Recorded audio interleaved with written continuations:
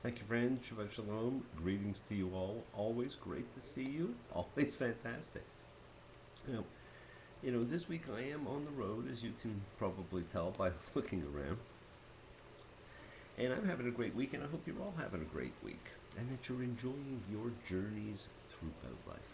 We're about to watch an entire generation begin an unprecedented journey. More on that in a moment.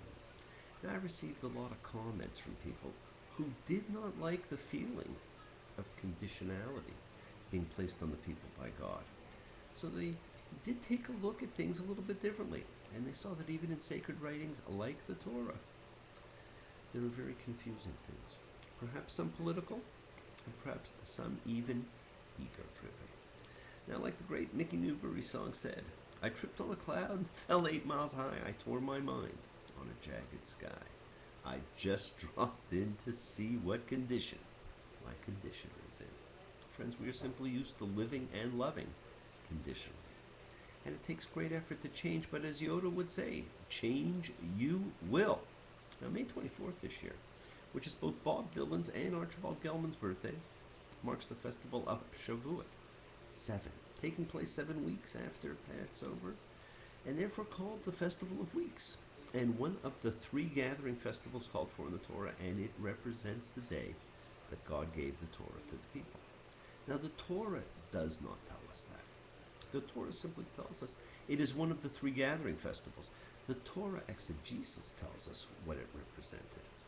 When we say it's the day that God gave the Torah to the people, you have to understand Torah to us is a book comprised of multiple writings. Now, its biblical Hebrew meaning is, of course, teaching, where Torah is for teaching. So it was the day of the Sinai Epiphany, when God announced the 10 Commandments for all to witness. So have a fantastic Festival of Weeks, my friends. The counting of the Omer is complete, and a new counting is about to begin. Bamidbar in the wilderness, the book of Numbers. 1, 2, 3, 4. Can I have a little more? 5, 6, 7, 8, 9, 10. I love you. Now, I was talking with a few people in the last several weeks about the concept of patrilineal and matrilineal descent and how the Torah was patrilineal. But the religious rules have changed, and it's moved to a matrilineal system. Now, in this parsha, you see the structure, the true structure of membership, the census in the wilderness, which is what this book begins with and why it's called Numbers, illustrates the family structure and relationship of the entire nation of Israel. All the children of Israel were one large family, and the hierarchical family relationships reveal the Bible's patrilineal worldview. Now, the breakdown of the nation into tribe, clan, and household demonstrates the strong central position of the Father. The entire nation looked back to one common Father. They were the descendants of Jacob. And each Israelite could trace his line of descent through one of the 12 sons of Jacob. That line formed his or her tribal identity. And of course, the 12 sons of Jacob represented the 12 signs of the zodiac. Now, those who were descended from a common father were referred to as a tribe. The 12 sons of Jacob were fathers over the 12 tribes, and the tribes of Israel were further broken down into large extended families. The Hebrew word for family is mishpacha, but when used in the tribal sense, it does not refer to a nuclear family household. It refers to the large extended family of a common forefather within a tribe. And so a better English term would be something like clan. And a clan is like a sub-tribe, a tribe within a tribe. And every clan was composed of many households. And the Hebrew word for household is Beit Av, a term that literally translates as house of a father. The father's household was composed of himself, his wife or wives, children, and its grandchildren. Now, the common denominator in all these family rankings is the central position of the father. In the biblical world, fatherhood, my friends, was the essential ingredient for family and for identity. In today's day and age, that may be considered somewhat chauvinistic, but the biblical woman regarded her father and her husband as being the means towards her reputation and her identity. They were the affirmation of her femininity. They provided her protection, her sustenance, and her dignity. It's a very different way of thinking than that we have today.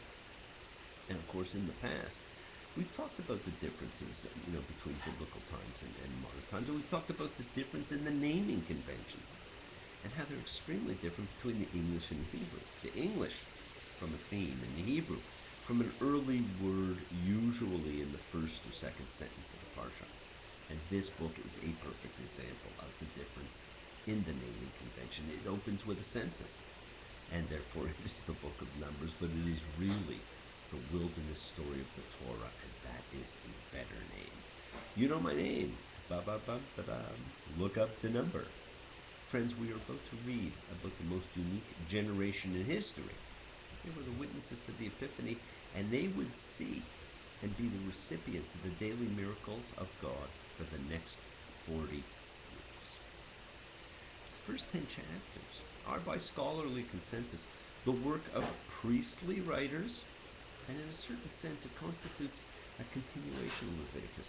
The 4 initial chapters are picking up with a detailed tabulation of the census of the tribes, number by number, conducted in the wilderness. And this, of course, we know is a pointless exercise, since all of these people are fated to die. It is the story of pomp.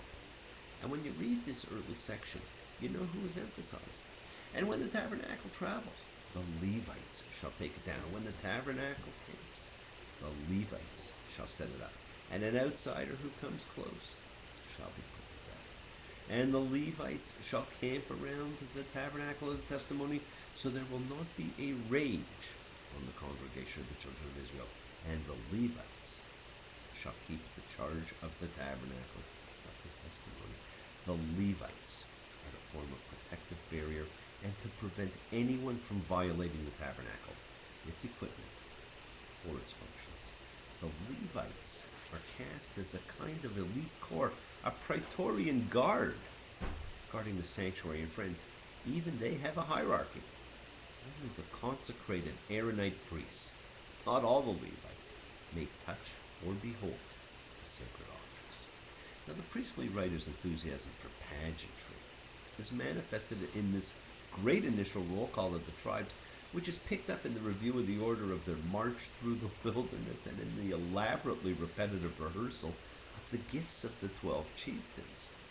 In between these, we're given laws intended to protect cultic purity, with considerable attention devoted to the trial by ordeal of the wife suspected of adultery, and to the Nazirite vows of abstinence, which we will talk about next week, and then the dedication of the Levites and the ritual of the Passover offering. We will be repeatedly reminded of the passing of generations as the story carries us to the border of the Promised Land. After the incident of the spies, the entire adult generation that came out of Egypt is fated to die before the promise of the land can be realized. Moses fails the test of trusting in God's well-prepared intervention when he strikes the rock on his own initiative in order to bring forth water. And as a result, he too will not be privileged to enter the land. Miriam and Aaron die. Moses' impending death on Mount Nebo is announced by God, and Joshua is lined up to succeed him as leader. Now, friends, Israel is on the move from chapter 11 to the end. And it must be said that this text, this book of Numbers, and especially as we get into the beginning of the journey, it tells us that the text is associating movement with trouble. We've just spent a year at the foot of the mountain where there was no movement. Now the movement's about to begin. This is the story of the journey.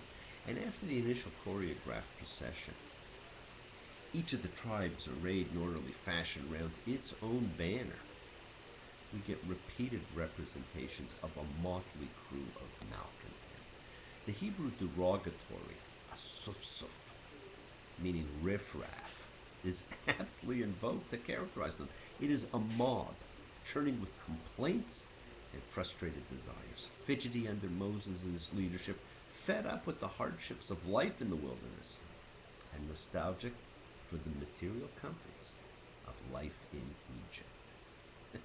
The scheme of the recurrent scene of murmuring, complaint, plays out like this. The people bitterly protest their misery in the wilderness or of Moses' leadership. Both. God's wrath flares against the people. He releases some kind of a scourge that decimates the Israelite ranks. Moses intercedes in two separate instances after God actually threatens to wipe out the entire population and to begin anew with Moses. And then God relents. Now, the two most notable episodes of Israelite insubordination are the mistranslated story of the spies, who report the fabulous bounty of the land but despair of conquering it. Then they seek to storm it without divine authorization. And then the story of the rebellion led by Korah. Restlessness under Moses' rule is so epidemic that even Miriam and Aaron are affected by it, at one point resentfully rebelling against their brother. This is not what we think of when we think of a journey. When we think of a journey, great stories come to mind. The Epic of Gilgamesh, considered the oldest known book. The Odyssey. Alice's Adventures in Wonderland. The Wizard of Oz. Wooden ships on the water. Very free and easy. Easy. You know, the way it's supposed to be. Silver people on the shoreline, let us be. Talking about very free and easy. Somehow, my friends, this journey just never seems to be so easy. This generation that cannot free itself from a slave mentality that it brought with it from Egypt also constitutes the beginnings of a people meant to realize a great historical destiny. Now, the journey in literature can be the experience of an individual or a group. In the book of Numbers, it's both. It's the people of Israel's journey from Sinai to the border of Canaan, from the site of the establishment of the covenant to the place where it's to be fulfilled. And it's Moses' journey from Mount Sinai to Mount, Nebo, from the place where he has seen God to the place where he is to die. Now, one must read the story of Numbers with a sense of what's pictured. It's this great mass of people, an entire nation in movement, with a visible miracle cloud of, the column, the cloud of fire, and the miraculous feeding via manna happening in their presence at all times over a span of nearly 40 years. It's the only age in the Bible in which miracles are a daily fact of life. The wilderness depiction conveys two quite different realities. On the one hand, the wilderness years constitute a kind of ideal. The people's life is orderly, protected, the closest to God in history. It's a period of incubation, nurturing. Everything's provided: food, water, direction. The miraculous is the norm. At the same time, the wilderness is depicted as terrible and frightening, and that's the idea we still have in our own minds. Conditions are bad. The environment is hostile. There is rebellion from within and fighting with people all along the way. There are power struggles and there is fear. And this is pictured as having been almost entirely avoidable, a fate that has come upon the people for having rejected the opportunity to enter the land. Now, in the earthly events and in the cosmic aspect of both continuous and situational miracles, the wilderness generation is like no other. And so this book that tells its story is correspondingly unique. It is the only book dealing with one generation alone. It's also a book that has one of the 10 preordained incidents determined at the time of creation, and perhaps one of the most interesting in the entire Torah. The brilliant centerpiece, appearing in the midst of this epic journey among the citations of all kinds of archaic poetry, is the Oracle of Balaam, which follows the story of Balaam and his she-ass, tracing a shrewd network of analogies to it. The story has often been characterized as a folk tale, and there are no other instances of talking animals in the historical narratives of the Bible, the only other candidate, of course, being the serpent in Genesis in the garden story. But especially because, according to prevalent preconceptions, there is no humor in the Bible, and there is no room for humor in the Bible. But it should be noted that this story is quite funny and quite ironic. The humor serves the purpose of monotheistic satire. And it's all about this professional seer with independent powers to curse or bless. Now, Balaam, the celebrated visionary, cannot see the sword-wielding divine messenger who is plainly visible to his ass. And he's reduced to fuming frustration, engaging in an angry argument with his beast of burden. Balaam plays the role of the ass whose eyes and mouth are opened by God. It's really incredible. Now, but don't take the story, don't take the book, don't take the numbers too seriously. This is not about debating the numbers, because what ends up happening is people say, hey, there's 603,550 people, tribal people in the census, and then you add women and you add old people and children. It's got to be over 2 million people. Don't debate the numbers. And that's what people get locked up in. They get into this debate. Instead, it's about recognizing the significance of the numbers to the Torah and its story. Now, historically, only a portion of the Israelites may have had the experience of slavery in Egypt, but all of Israel came to see the experience as their own. For the Torah, it is important that the entire people of Israel be seen as present at Mount Sinai. And as you undertake your journey, my friends, think about the things that transpire in your life. And I'm often asked to, retell the story about the philosophy professor who stood before his class and picks up this large empty jar and proceeds to fill it with golf balls. He then asked the students if the jar was full, and they agreed that it was. He then picks up a box of pebbles and pours them into the jar. He shakes the jar lightly, and the pebbles roll into the open areas between the golf balls. Now he asked the students again if the jar was full, and again they agreed that it was. Next, he picks up a box of sand and pours it into the jar. Now the sand fills up everything else, and he asks once more if the jar's full, and once more he's met with an undisputed yes. Well, to finish, he pulls out a bottle of water from underneath the table where he's sitting, and he pours the entire contents in the jar, effectively filling all of the empty space between the sand, and the class is laughing. Now, the professor says, I want you to recognize that this jar represents your life. The golf balls are the important things: your family, your children, your health, your friends, and your passions. If everything else was lost, and only they remained, your life would still be full. The pebbles are the other things that matter, like your job, your house, your car.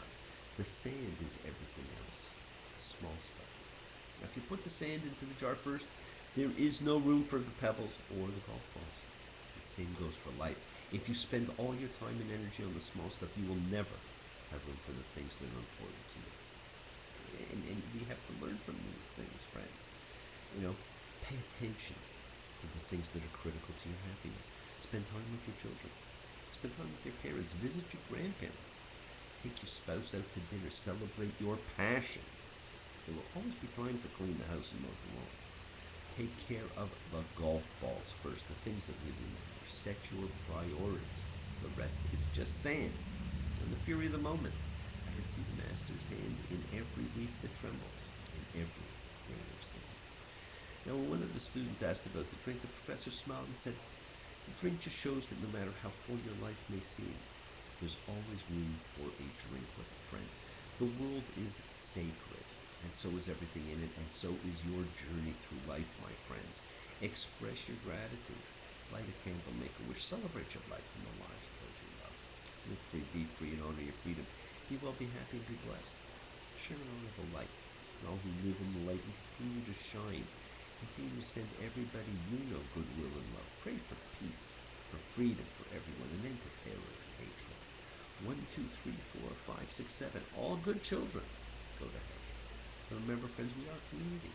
We learn together. We celebrate each other. We love each other. Thank you all. Love you for joining me. See you all next time. Wishes do come true. Bless you all. Shabbat Shalom. Take care. Bye.